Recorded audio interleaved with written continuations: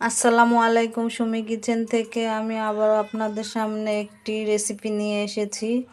আজ আমি আপনাদের কাছে পালং শাক কীভাবে সঠিক নিয়মে ভাজি করতে হয় সেই রেসিপিটি দেখাবো। এখানে আমি কতগুলো পালং শাক ধুয়ে নিয়েছি।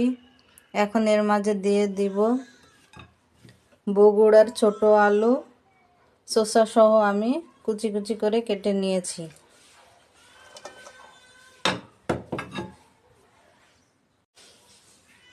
আর দিয়ে দেব এক চামচ লবণ। এখন ঢাকনা দিয়ে ঢেকে এটা আমি কিছুক্ষণ শাকটা ভাপ দিয়ে নেব। এখন আমি একটা ফ্রাই প্যানে দিয়ে দিব পরিমাণ মতো তেল।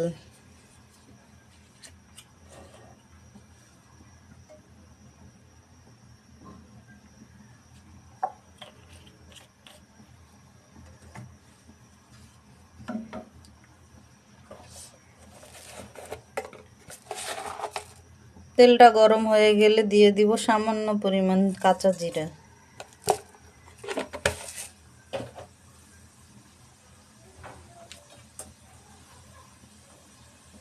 দিয়ে দিচ্ছি পেঁয়াজ কুচি, আর দেব রসুন কুচি।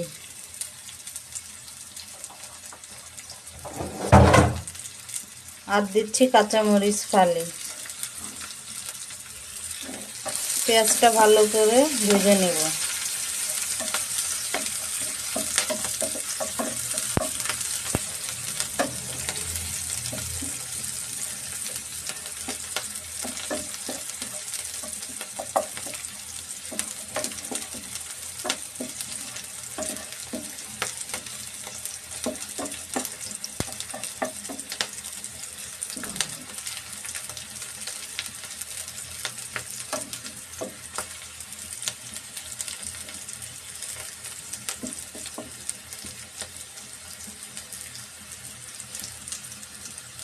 পেঁয়াজটা ভাজা পর্যন্ত অপেক্ষা করব।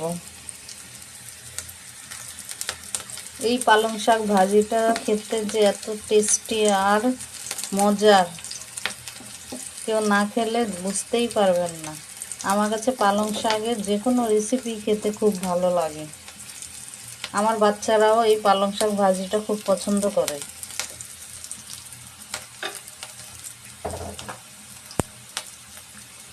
এখানে আমি শাকটা ভাপ দিয়ে পানি ঝরিয়ে নিয়েছি। এখন এটা দিয়ে দেবো।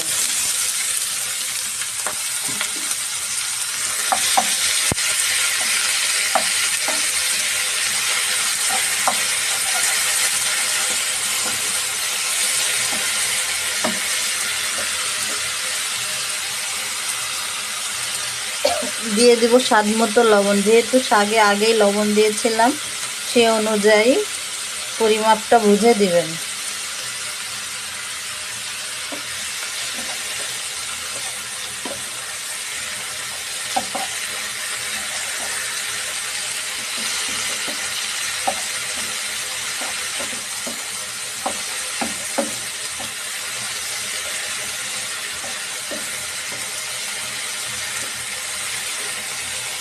অন্যান্য শাকের ভাজির তুলনায় এই পালং শাকের ভাজিটা খেতে খুবই মজা।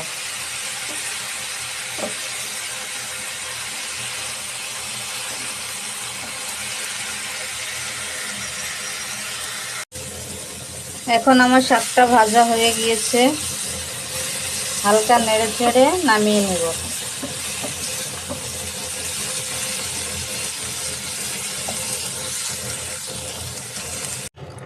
আমার রান্না কমপ্লিট। এই শাকের ভাজিটা দেখতে যেমন সামান্য হলেও খেতে কিন্তু অসাধারণ। যে কেউ এক প্লেট ভাত অতি সহজেই খেয়ে নিতে পারবেন। আমার পাশে থাকার জন্য আপনাদের অসংখ্য ধন্যবাদ। প্লিজ একটা লাইক অ্যান্ড সাবস্ক্রাইব করে দিবেন।